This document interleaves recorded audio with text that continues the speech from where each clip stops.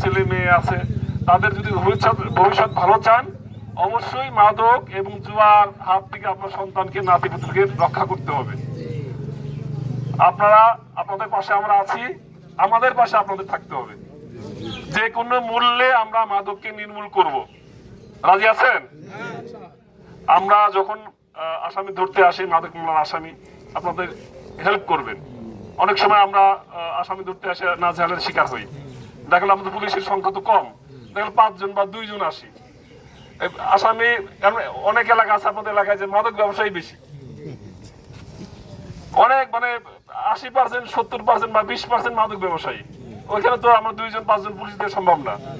আপনারা যারা ভালো মানুষ আছেন তাদের সাহায্য দরকার, করবেন তো সাহায্য?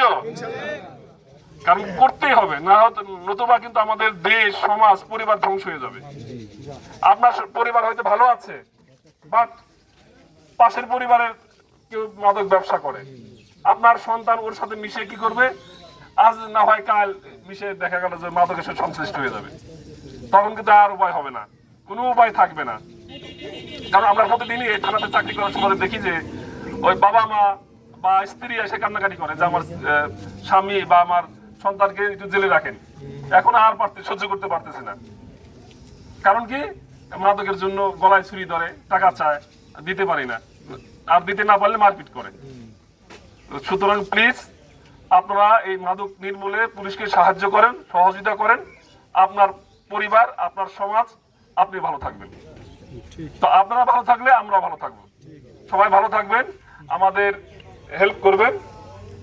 আমরা চেষ্টা করবো আমাদের আফগান যে জন্য মাদক আমরা এই এলাকা থেকে, এই জীবননগর থেকে আমরা নির্মূল করতে পারি। তো ভালো থাকুন সবাই। আল্লাহ হাফেজ। আসসালামু আলাইকুম।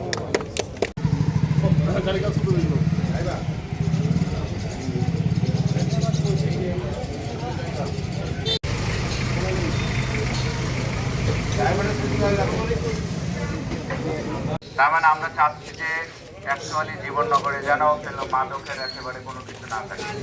আমাদের অফিসার ইনচার্জ আছে, কথা বলবে। তার আগে আমি